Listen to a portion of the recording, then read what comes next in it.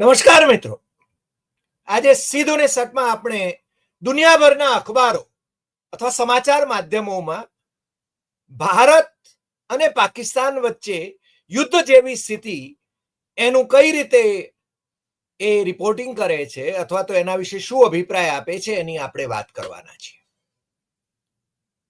તમને ખ્યાલ છે કે ઓપરેશન સિંદૂર એ ભારતે લોન્ચ કર્યું, એની સામે હવે પાકિસ્તાને ઓપરેશન બુનિયાન ઉલ મરસૂસ એવું નામ આપીને એણે છે ને ભારત સાથે જંગ છેડવાની તૈયારી કરી છે.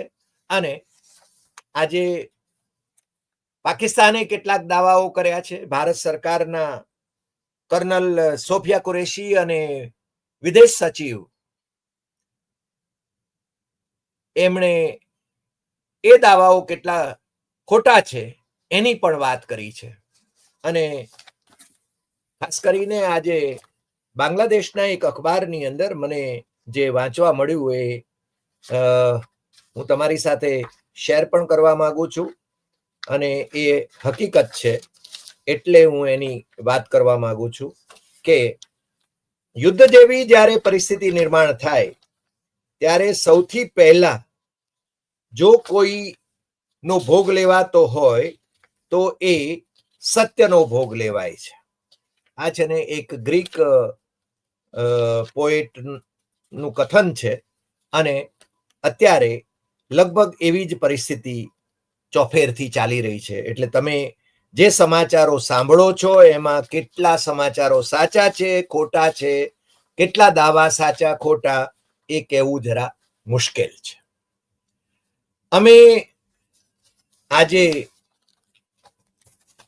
વિવિધ દેશોના અખબારો અને સમાચાર માધ્યમો એની ખાસ નોંધ લીધી, અને એમાં ખાસ કરીને આ જે વાત છે કે ઓપરેશન સિંદૂર વિરુદ્ધ ઓપરેશન જે પાકિસ્તાને બુનિયાન ઉલ મરસૂસ, હવે એનો અર્થ એવો થાય છે કે એક મજબૂત દિવાલ. અને આ શબ્દ, આ નામ એ કુરાનની એક આયાતમાંથી લીધું છે, જેનો મતલબ થાય છે મજબૂત દીવાર. અને આ ઓપરેશન હેઠળ પાકિસ્તાનના એમ કે જે શહેરો ઉપર જે હુમલાઓ થયા ભારત તરફથી, એને પરાસ્ત કરવા માટે પાકિસ્તાને શરૂઆત કરી છે. અને પાકિસ્તાનના આવા દાવાઓ કરતા એને જનરલ લેફ્ટનન્ટ જનરલ અહેમદ શરીફ ચૌધરી આ અહેવાલ આપ્યો છે. આજતકનો અહેવાલ છે આમ તો, અને આજતકના એ અહેવાલમાં એમ જણાવવામાં આવ્યું છે કે Pakistani inter services public relations के महानिदेशक लेफ्टिनेंट जनरल अहमद शरीफ चौधरी का कहना है कि भारत ने उनके 3 सैन्य अड्डों पर हमला किया, जिसके जवाब में हमने भारत के पंजाब से के सिख इलाकों में 6 बैलिस्टिक मिसाइल दागी. અને એ રીતે એમણે છે ને દાવાઓ કર્યા છે. પાકિસ્તાન એમ કહે છે કે મસ્જિદો ઉપર હુમલા કરવામાં આવે છે, અને ભારત એમ કહે છે કે પાકિસ્તાન એ મંદિરો ઉપર પણ હુમલા કરી રહ્યું છે. એટલે આપણે એકમેકને એ રીતે મંદિર મસ્જિદ તો પાછું ત્યાં પણ ચાલી રહ્યું છે. લશ્કરી પ્રવક્તાઓ પણ આવી ભાષા વાપરવા માંડ્યા છે. મને લાગે છે કે જે પૂંછમાં હુમલો એટલે ગોલાબારી જે ચાલુ હતી પાકિસ્તાન તરફથી, એમાં જે માર્યા ગયા એમાં આપણા પ્રવક્તાએ એમ કહ્યું હતું કે શીખો માર્યા ગયા છે, પણ એની અંદર મુસ્લિમ પરિવારો પણ એમને મોતને ભેટ્યા છે. મને લાગે છે કે આપણા લશ્કરી પ્રવક્તાઓ એમની પાસેથી આપણે એટલી તો અપેક્ષા જરૂર કરીએ કે એ કોઈ ધર્મ વિશેષની વાત એ આ રિપોર્ટિંગ કરતી વખતે અથવા તો માહિતી આપતી વખતે ન કરે. કારણ કે પહેલગામ આતંકી હુમલાના જવાબમાં આપણે જે પાકિસ્તાનને પાઠ ભણાવવાનું નક્કી કર્યું છે, એમાં પાકિસ્તાનને આપણે યુદ્ધ સુધી જો જાય તો એ પરાજય પામે એ સ્વાભાવિક છે.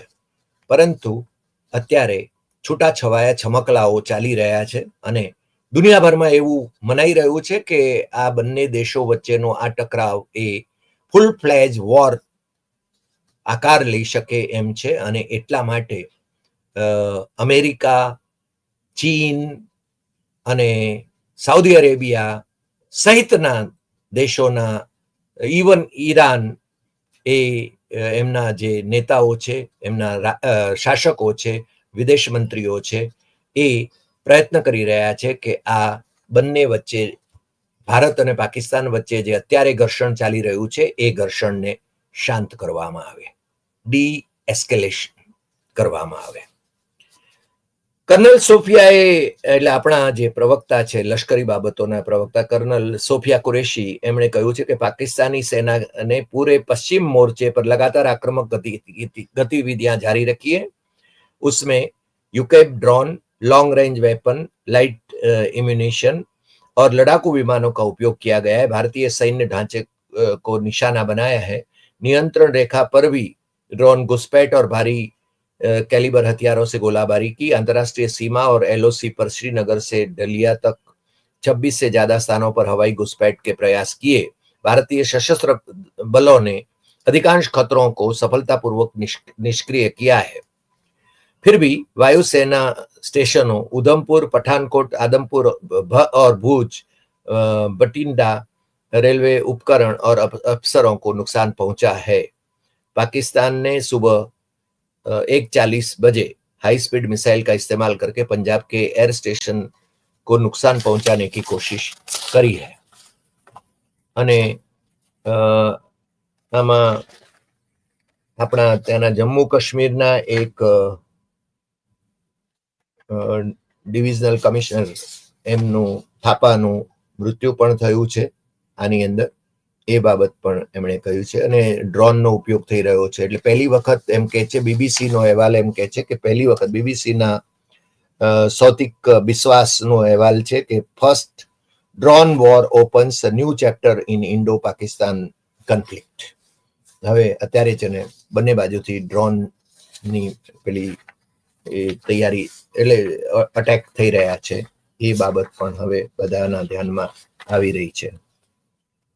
सिरसा एयरफोर्स स्टेशन को तबाह करने का उनका दावा पूरी तरह झूठा है, विदेश सचिव विक्रम मिस्री ने कहा है. पाकिस्तान दावा कर रहा है, उन्होंने क्या किया?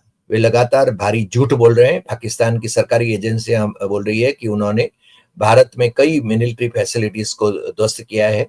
मेरे साथियों ने इसकी सच्चाई आपको बता दी. ब्रीफिंग में हमने कहूं छा पाकिस्तान झूठ बोल रहा है. सूरतगढ़ एयरफोर्स बेस आदमपुर में S-400 बेस को तबाह करने का दावा पूरी तरह झूठा है. महत्वपूर्ण infrastructure, power system, cyber system पर हमला करने और उनको तबाह करने के दावे झूठे हैं.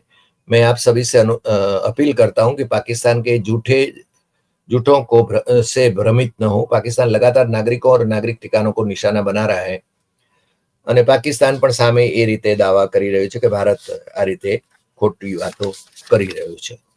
પણ મેં તમને કહ્યું એમ બહુ મહત્વની જે બાબત આપણા બ્રીફિંગમાં છે, ભારતના બ્રીફિંગમાં છે, એમાં એમ છે કે ઓપરેશન સિંદૂરમાં એમ કે 5 આતંકી માર્યા ગયા છે અને એ આતંકીઓમાં એક મુદસ્સર ખડિયાન ઉર્ફ અબુ जुंदाल लश्कर तैयबा का आतंकवादी मुरीद के मरकज तैयबा का प्रभारी था.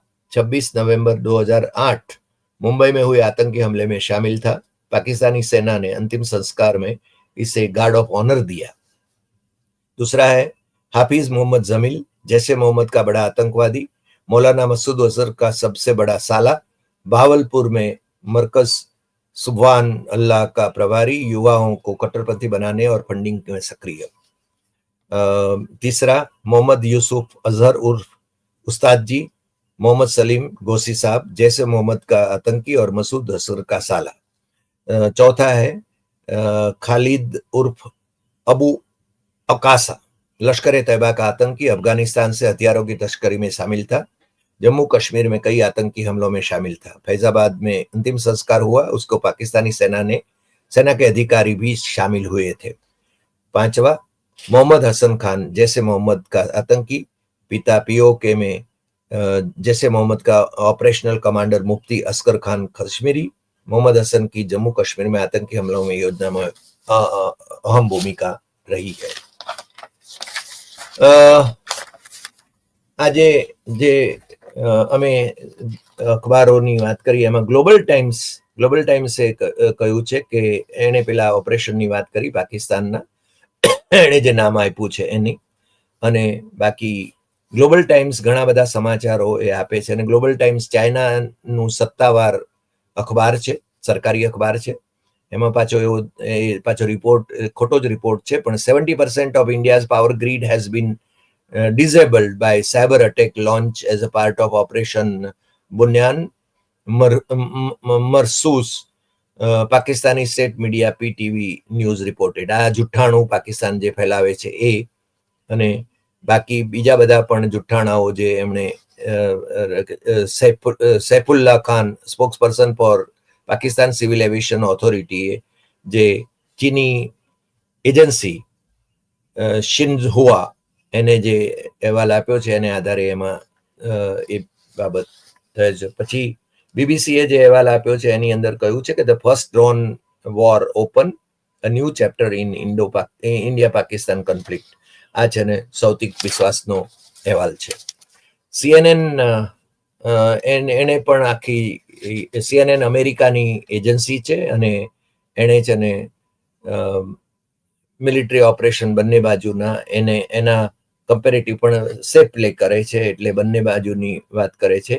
અને ભારતે જે દાવો કર્યો છે કે હિન્દુ ટેમ્પલને પાકિસ્તાન એમ કે નિશાનો બનાવી રહ્યું છે, એટલે મને લાગે છે કે આ જે આપણે વાત કરતા હતા એ વાત હિન્દુ મુસ્લિમ એને રંગ આપવાની જરૂર નથી.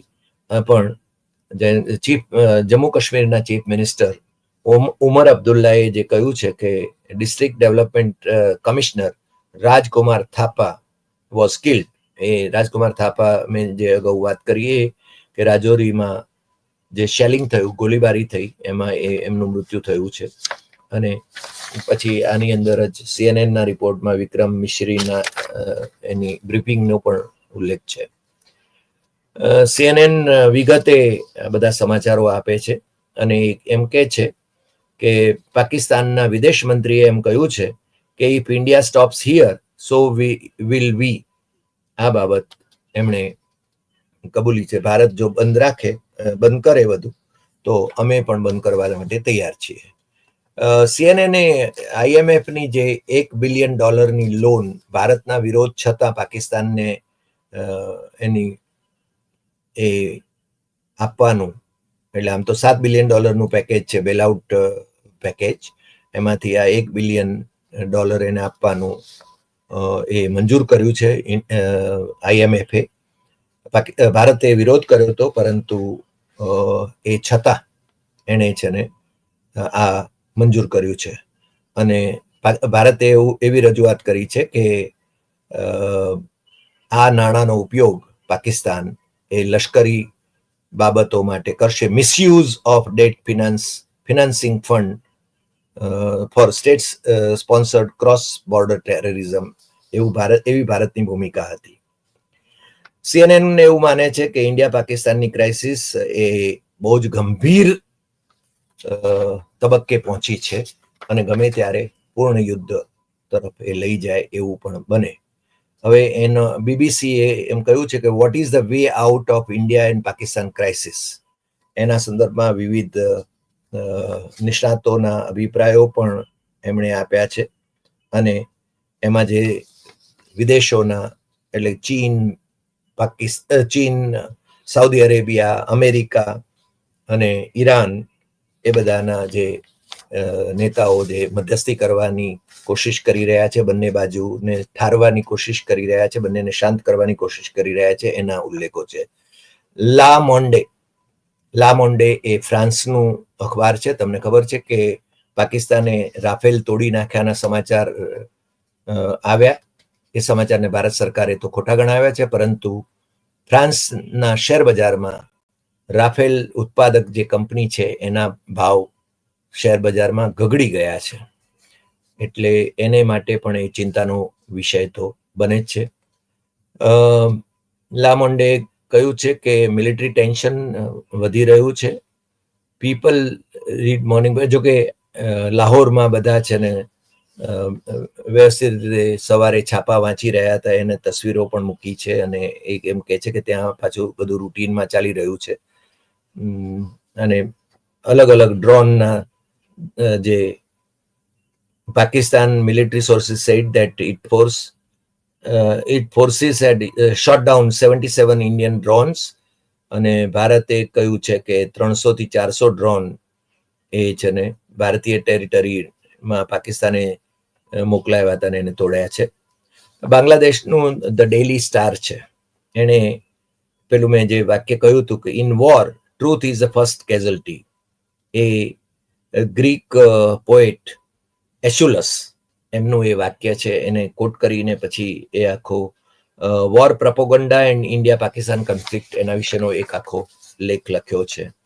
પણ બાંગ્લાદેશમાં બહુ જ ગંભીર કહી શકાય એવી જે ઘટના બની રહી છે અથવા તો જે સમાચાર આવી રહ્યા છે એ સમાચાર એ છે કે ચીનને અડીને આપણું જે સીમા છે બાંગ્લાદેશની ઉપર, ચિકન નેક જેને કહે છે, બહુ જ નાનો પટ્ટો છે કે જેથી આપણે ઈશાન ભારતના 7 રાજ્યોની અંદર જઈ શકીએ.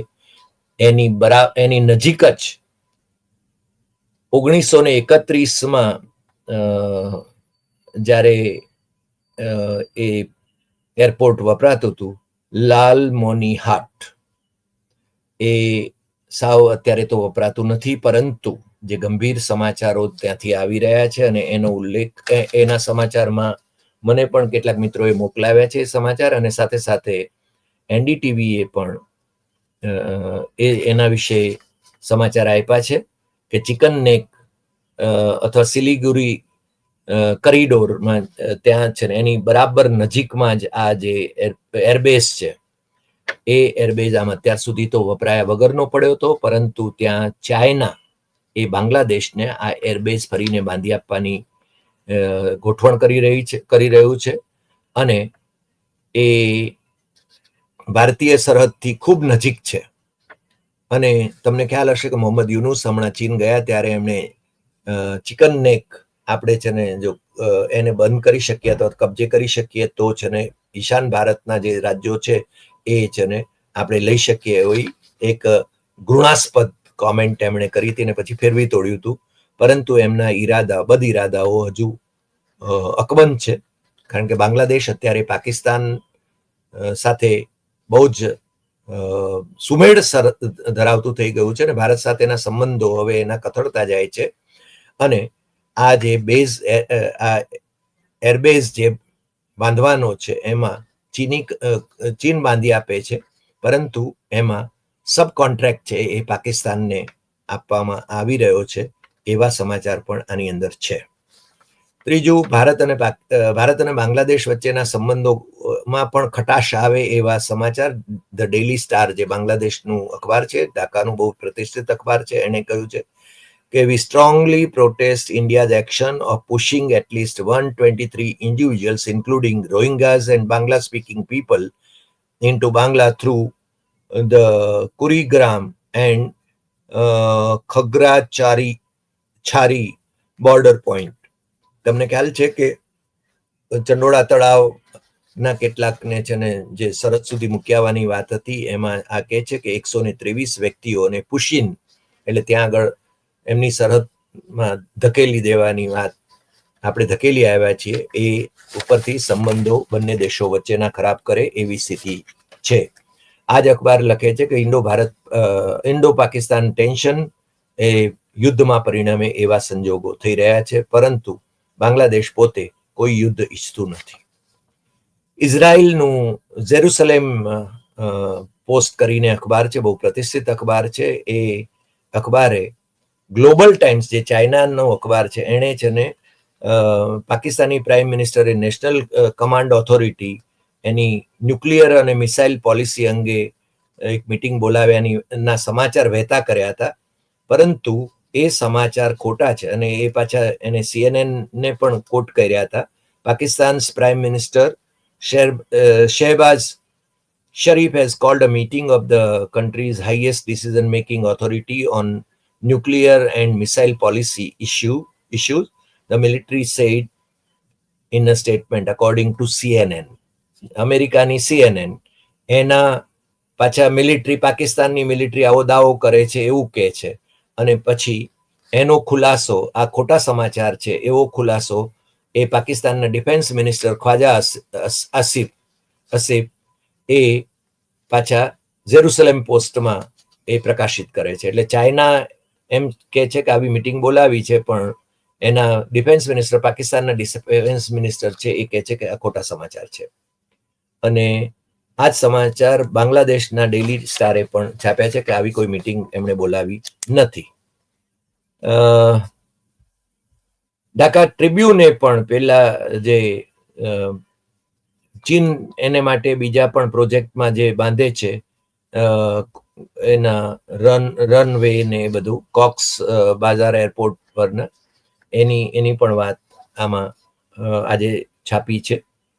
જો કે જૂના સમાચાર છે, પણ પેલા સમાચારને આ સાંકળે છે કારણ કે ચીનની દખલ ત્યાં બાંગ્લાદેશમાં વધી રહી છે.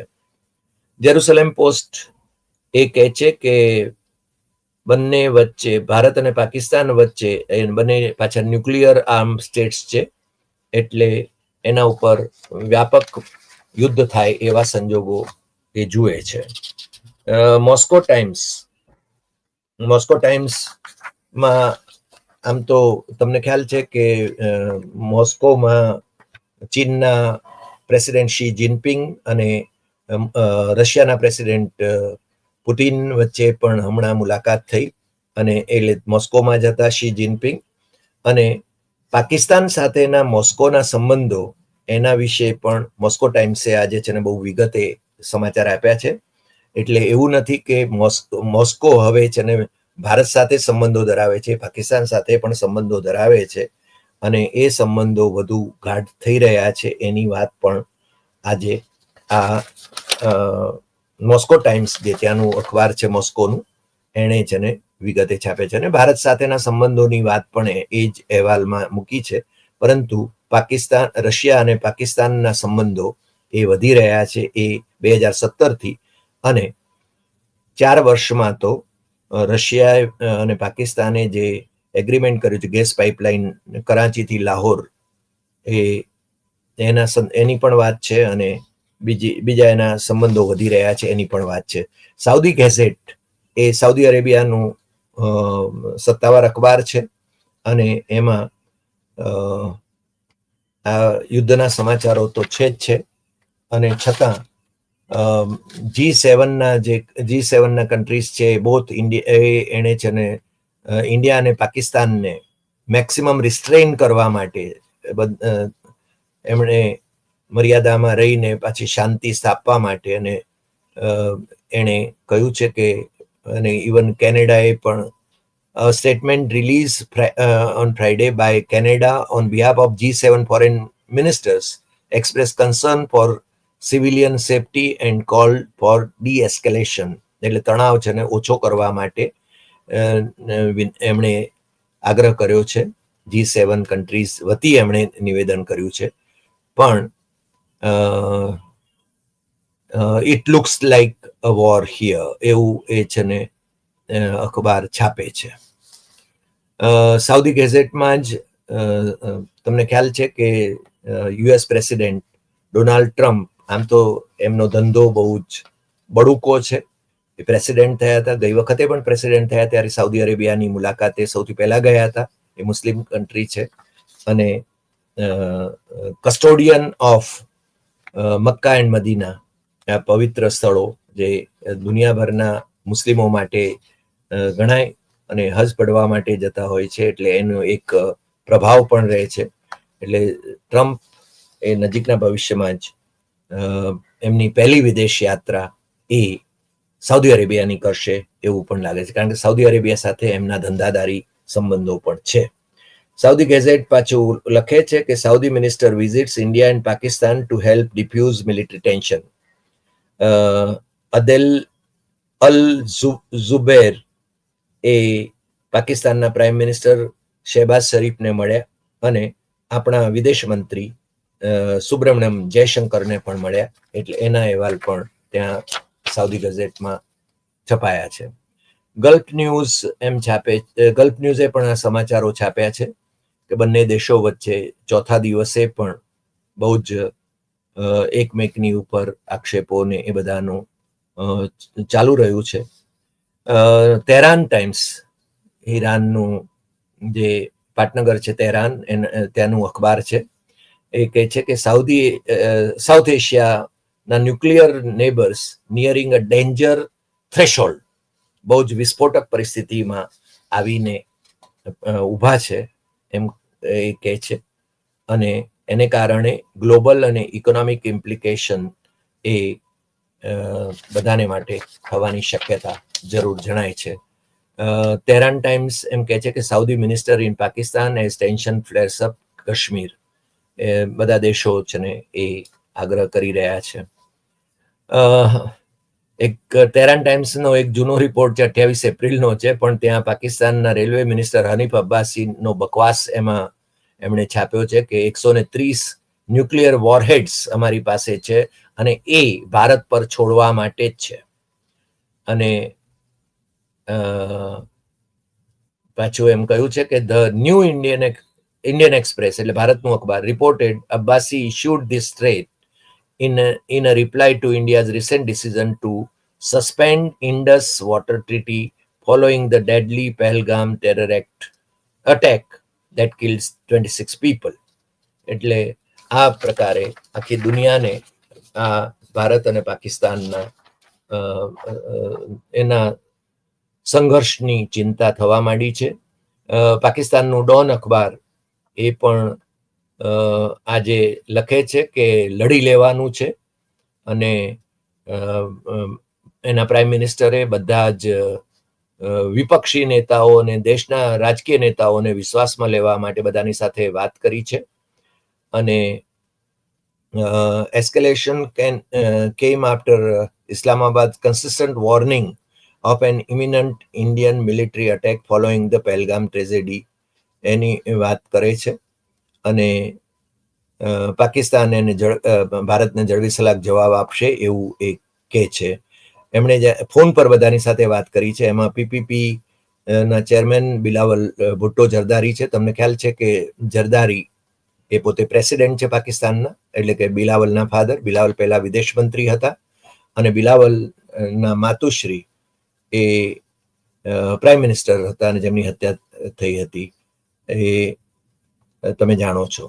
પીટીઆઈના ચેરમેન ગોહર અલી ખાન, પીટીઆઈ એટલે ઇમરાન ખાનની પાર્ટી, ઇમરાન ખાન જેલમાં છે ને ઇમરાન ખાનને છોડાવવા માટેની પણ માગણીઓ થઈ રહી છે અત્યારે.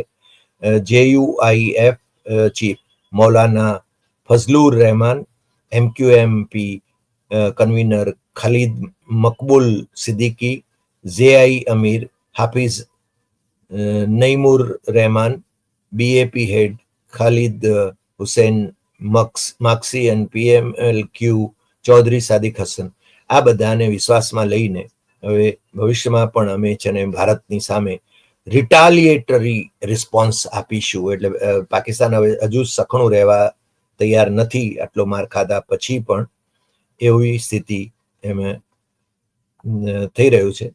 India avoiding dialogue, knowing that even world wars end on negotiating table. શરી Rahman કરીને સેનેટર છે, એમણે આ કહ્યું છે. પણ પાકિસ્તાનનો ઓવરઓલ મિજાજ એવો છે કે એ પોતે પણ ક્યાં સખણા રહેવા ટેવાયેલા છે. મને લાગે છે કે યુદ્ધ ન થાય અને પરિસ્થિતિ ફાળે પડે અને બંને દેશો એ આતંકવાદ વિરોધી લડાઈમાં સક્રિય રહે એવી આપણે અપેક્ષા કરીએ છીએ. પણ પાકિસ્તાન એ આતંકવાદને ટેકો આપે છે, એ દુનિયા આખી જાણે છે. આતંકવાદીઓ જેને ગ્લોબલ ટેરરિસ્ટ પણ જાહેર કર્યા છે, એમને પણ પાકિસ્તાન સમર્થન આપે છે. અને જે આતંકવાદીઓ હમણાં જે માર્યા ગયા છે, આ 5 જણાના જે નામ આપણે લીધા, એ લોકોને પણ જાણે કે એ સરકારી મહેમાન હતા અને સરકાર એમને છે ને શ્રદ્ધાંજલિ આપવા માટે એમના લશ્કરી અધિકારીઓ અને એ બધા રાજનેતાઓ ત્યાં ઉપસ્થિત રહે છે. એટલે પાકિસ્તાન મને લાગે છે કોઈ બોધપાઠ લે એવું લાગતું નથી. આજે આટલી વાત. ફરી મળીશું નવા એપિસોડમાં નવા વિષય સાથે. તમને જો આ એપિસોડ ગમ્યો હોય તો સૌથી વધુ શેર કરશો, લાઈક કરશો, કમેન્ટ કરશો અને આપણી YouTube channel doctor Hari Desai Satyamev Tathyam subscribe કરવા માટે મિત્રોને દેશમાં અને વિદેશમાં જરૂર જણાવશો. યાદ છે ને, આપણે જાગતા રહેવાનું છે આપણા દેશ માટે. આપણે બધા એક છીએ, એ બાબત રખે ભૂલાય. જય હિન્દ.